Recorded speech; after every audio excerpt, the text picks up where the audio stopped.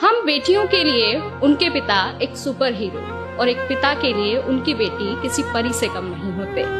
मेरे लिए मेरे पापा भी बिल्कुल ऐसे ही थे, दिल और दिमाग का अद्भुत संगम। जहां ऑफिस के सारे काम वो पूरी शिद्दत और ईमानदारी से करते, वहीं रिश्तों को पूरे दिल और जिम्मेदारी से निभाते थे। पर कहते हैं ना कि अच्छे इंसान की जितनी जरूरत हमें यहाँ होती है, हमसे कहीं ज्यादा भगवान को होती है।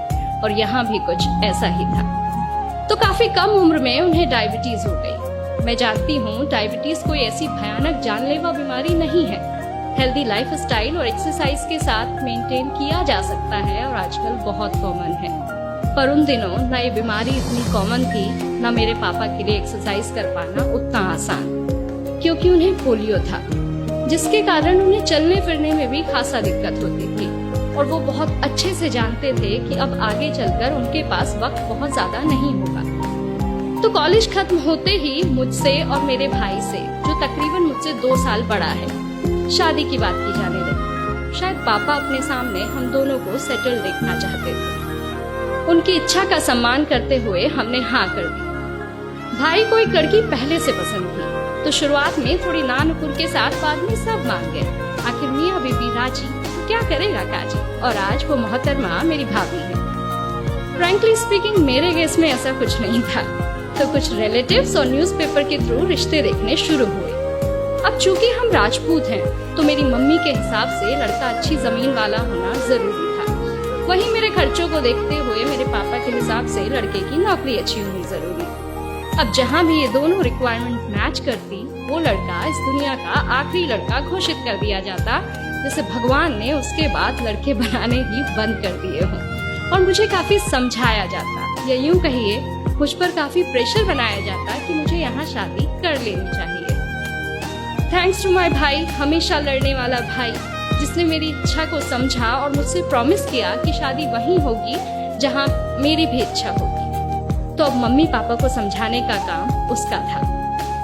कई जगह रिश्ते देखने के बाद फाइनली मैं अपने मिस्टर परफेक्ट से मिली, और उन्हें देखते ही मेरे दिल में ख्याल आया कि बस इन्हें बनाया गया है मेरे लिए, और शादी की तैयारियां शुरू कर दी गई। हमारे यहाँ यूपी में शादी मतलब ढेर सारा काम और हफ्तों महीनों तक नो आराम, क्योंकि शादी के 80-90% काम आपको खुद ही करने पड़ते हैं, जिसमें आपकी अच्छी खासी वॉट लग जाती है, या ना भी लगे। पर शादियां वैसी तो बिल्कुल नहीं होती जैसा मूवीज में दिखाया जाता है। तो मेरी शादी में मेरे पापा के कुछ खास दोस्त, मेरा भाई और मेरे सारे चाचा, सब लोग बहुत व्यस्त थे। जयमाला की रस्म के वक्त जब मेरे हस्बैंड के कजन्स ने उन्हें मेरे कद से काफी ऊंचा उठा दिया, मेरे हाथ तो वहां तक पहुंच पाना दूर की बात, मेरी सोच भी वहां तक नहीं पहुंच पा रही थी कि मैं अब जयमाला डालूंगी तो डालूंगी कैसे। मैंने मदद के लिए इधर उधर देखा। माहौल बहुत खुशनुमा था और सब लोग इस बात के मजे लेने में व्यस्त थे।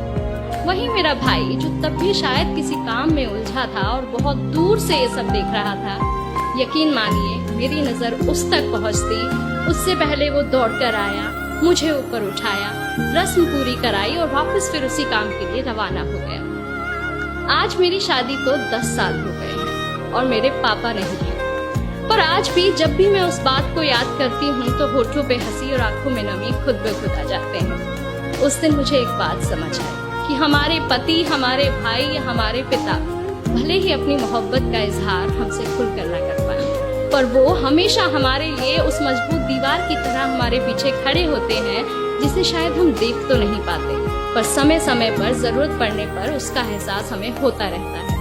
और ऐसे ही कुछ एहसास मेरी कविता लड़कों की जिंदगी आसान नहीं होती की प्रेरणा थे। Thank you so much.